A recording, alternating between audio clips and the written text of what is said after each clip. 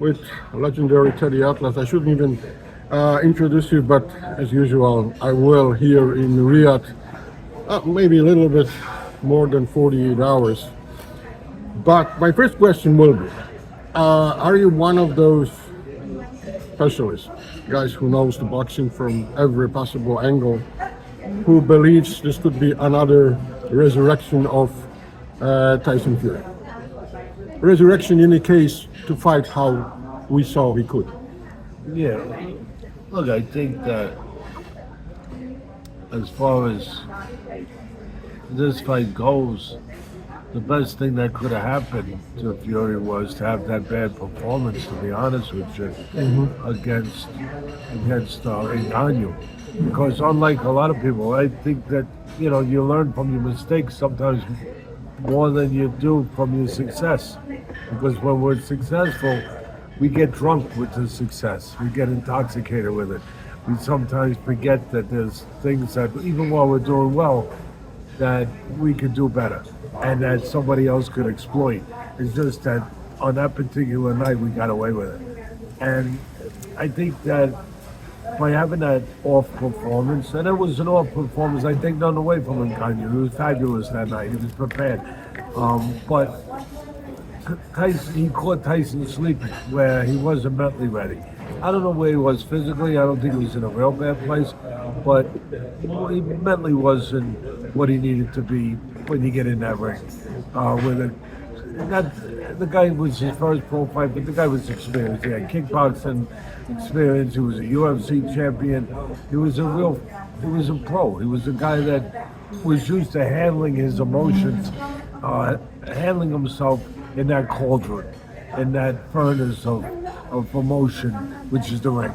And that, if you take a football player, the most athletic guy in the world he could be, but he's not used to that one-on-one, situation where you're dealing with disciplining those emotions to that level. Your fear. And Anthony Joshua showed it in the next fight.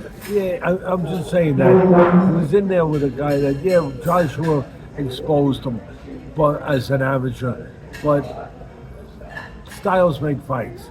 True. And Fury's style was to be on the outside, where Ngannou was able to avoid a lot of the things that he was short in. A lot of the things that he wasn't good at doing. He was able to avoid those things with the style of Fury. And of course with Joshua he wasn't. But Fury definitely, the message was sent.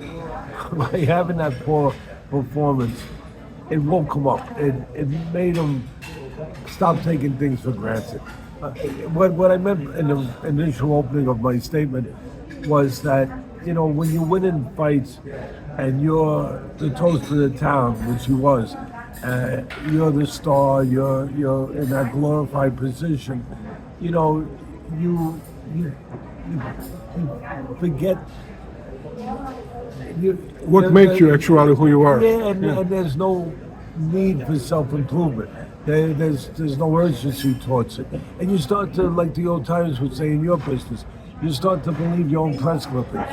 You think that everything's going to take care of itself, that it's going to stay that way. Never is. And you forget that the only reason it was that way was there was a time when it wasn't that way, and you worked your backside off to get that way. And you checked all the boxes, and you crossed all the T's, and you dotted all the I's.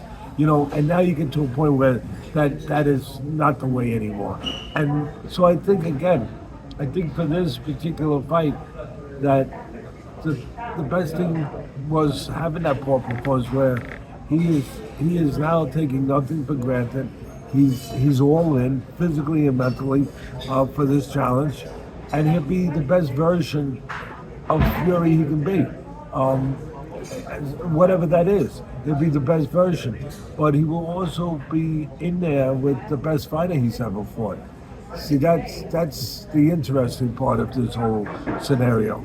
Jumping into the Alexander Usyk, you dissected basically what happened to Tyson Fury with Francis. What about how you judge the Usyk versus Dubois?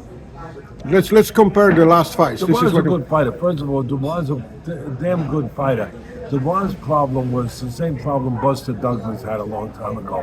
That he didn't have mental endurance. That his fortitude was less than top-notch stuff. It's a nice way of putting it. Where he would submit, he would cave sometimes in the mental areas, which is the most important areas. in boxing. Yes, I think so. You said it. 99% of the boxing is balls. The rest is talent. Something like that. 75% of it is this. Yeah. And no matter how good you are physically, what good is that if you're not able to, consistently bring out whatever those physical attributes are in a realm that is tested all the time in those areas, in the mental areas, where it's challenged. Where what is challenged? When the bell rings, what is being challenged is, can the other guy get you to give in?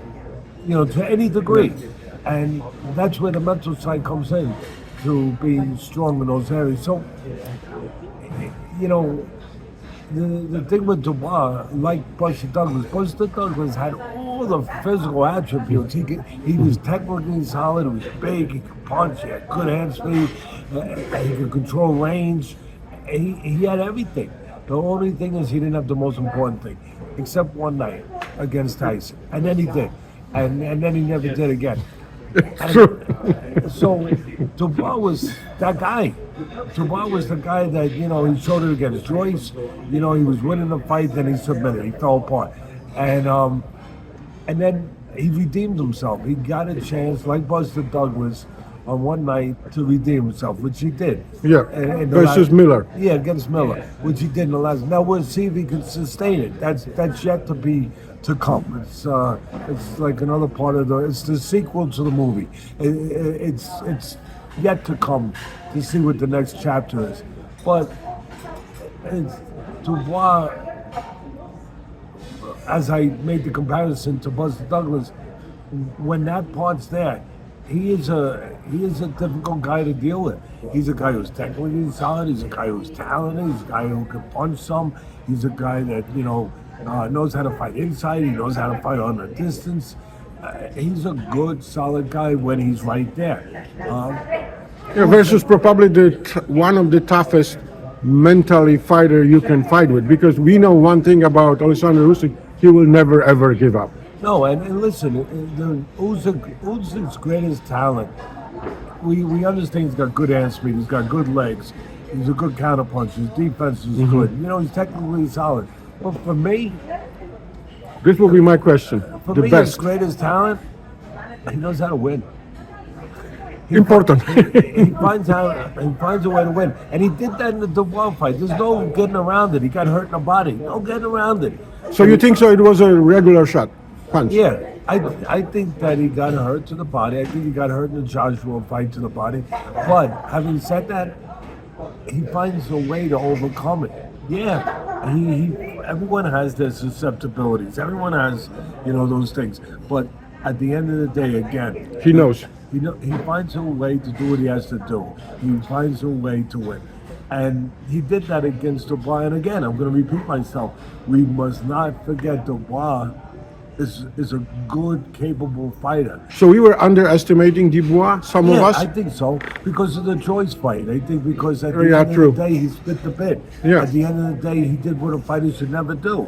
He gave in, and he gave up to a certain degree. So, but again, that did not change the fact that the skills are there, and he showed those skills not only in the Miller fight, but he combined those skills like Buster did with Tyson. He combined them with a fortitude on that night, and you saw the whole package. And you only got part of the package in the other fights. But part of the package was a skill level that was high. And at the end of the day, Usyk overcame that, and he made him submit after getting hurt to the body. Look, Tyson Fury's people would almost be, they're good people, they're good fight people, so they're going to be ready.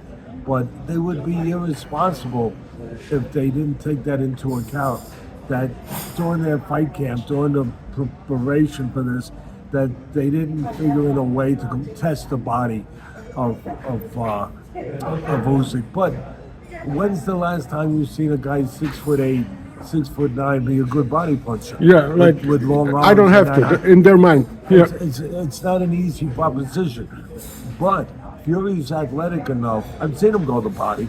He doesn't do it in a consistent manner, nor does he have to. But I've seen Muhammad Ali didn't go to the body much either. He didn't have to because of his physical assets. And the same thing with Fury. But I've seen him go to the body. He's athletic. If he has to go to the body, I'm sure he will. If they feel that he should go to the body, which I think he should, at least test that out, he will. But at the end of the day, for me, this fight comes down to the jab. It comes down to geography. And it usually does. For Tyson Fury, he has got the option. He's shown us where he can use his physical size to go forward, impose his physicality and his will on you, or he can stay on the outside, use his jab, use his legs, and control the distance, and put the burden on you to try to penetrate that distance from that long jab. And that jab is long. For me, the choice would be to fight on the outside, use that long jab, put the burden on Usyk, to take chances, to take risks, to try to get close enough to do the things he does well. What does he do well? He counterpunches. He creates, he turns defense into offense, makes you miss, chucks back at you. He gets angles, he puts punches together. He can't do that if you're on the outside with a, if you are far away, with a jab that's as long as a phone pole, and you're keeping him at the end of it, there's nothing to counter. So to me, there's two parts to it, and it all circles around the jab. Will Fury control the outside consistently with the jab? If he does, it's going to make Usyk's job very difficult. But Usyk also comes down to the jab in a way that, and I had said it to somebody yesterday, where if I'm with the Usyk people from the beginning of camp, there's one thing that I mandate. I say, hey, listen, fellas. At the end of the day, yeah, we're going to win this damn thing. But at the end of the day, there's one thing we can't let happen. We cannot be in the dressing room when it's all over crying because we got beat by this guy's jab. Because everyone in the world knows that that's his best weapon. And, from a physical standpoint, we can't get beat. We don't want to get beat by anything. We cannot get beat by that punch. We must come up with a way to nullify his jab. We must come up. Can they? Yes, there's several different ways to do it. But you have to do it. You have to go execute. But you have to come up with a way, again, of nullifying, of you don't have to out-jab him to do it. See, that's the thing. All you have to do is make sure that he does not dominate you with his jab. You got to find a way just to decrease the success of his jab. And there's several ways to do it. One is, you're the shorter man, obviously. You do what Mike Tyson used to do. You slip to his side, you slip inside, bang, bang, and you out-jab him. By, of course, moving inside his jab with the head movement. And then you shorten the distance. Or there's other ways to do it. You feint him a little bit, you step out, you draw his jab. When he misses his jab, bang! You come back and you fill that space with your own jab. You counter the counter puncher, you counter his jab. So yes, there's several ways to do it. You got to do it. That's the main thing. But the mental fortitude, if anyone can do it, I say that Usyk is. For me, still interrupting. First of all, I appreciate your time. Interrupting your breakfast, always a pleasure, Teddy, to talk to the legend. For me, the mental fortitude you mentioned is 75%. This is Alexander Usyk. For me, still finishing Let me say one thing. No. And no, you're right, and that's 100%. But that's not. Forget about the guy on the other side of him, Fury. His mental fortitude is pretty damn good. This is a guy who got to a place where he didn't want to live anymore. He got to a place where he was ready to give up something that nobody should be ready to give up. The most precious thing God can give is life. Yeah. And he got to that place. He got to that dark place, that hole where he was about to fall completely into it, and he made a choice. He made a decision not to, and he pulled himself out of that hole. That's fortitude. Yeah, it is. That is will. That is will to live. And when a man has been to that place, to that dark place where there seems to be no light at all, and he finds light, don't count that man out. No. For me, he's 60-40 favorite from the day one they announced the fight. I'm just saying, from the mental standpoint, when a man's been on the edge of the cliff and he's been halfway off that cliff, and he found a way to get back to the cliff and then go and So he's your favorite. I'm gonna do the wild guess now. Hearing what No, you're that's saying in not a- arguments. that's not a bad guess at all. If I'm thinking only in physical dimensions, and of course the fortitude part of it, the mental part of it is the glue that puts all the pieces together, the cement that holds everything together, and they're even on that thing. And then the physical side goes towards Fury with if he can get it to the place where he can use that asset of that jab on the outside, it is going to put all the burden on Usyk to penetrate that distance and to do what I used to say when I was doing all the commentating on ESPN, where when a shorter man is fighting a taller man and the taller man is controlling the outside in the way that he can, it forces the shorter man to go through and journey through a bad neighborhood. And when you go through a bad neighborhood, there's always a chance you get Things mugged. can happen. You could get mugged, and that would be for me the attitude and the physical plan of the fight for Fury. So in that way, you're right. In that way, I think that if he does that, it's going to be very difficult for Usyk. But if you ask me who I'm going to pick to win, I'm picking Usyk. Appreciate it. Thank you very much. 20 minutes that everybody can, everyone has to listen to. The reason I'm picking Usyk is what we started this conversation with, is that this man finds a way. Fury has too, give him credit. But this man, since he was a teenager, found a way to win. He won a gold medal in the Olympics. He won the cruiserweight. He put them all together. Then he goes over and wins the heavyweight against a better guy, a good fighter. All the championship fighting on somebody else's rings, never at home. It also gives you the idea how tough he is to block everything around him and fight for those championship in like Blavatsky, Polish, his first title and so on. Never at home. And how about one other thing? Not that you need one other thing there, but how about one other thing? How about when you're fighting for more than yourself?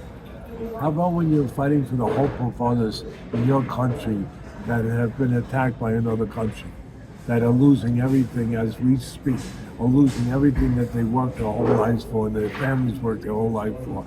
How about when you are the hope for those people, regular people that can't pick up a gun, that can't get in a tank, they can't do those things, but they need to have hope. You see a guy like this, He understands that. he gives you hope.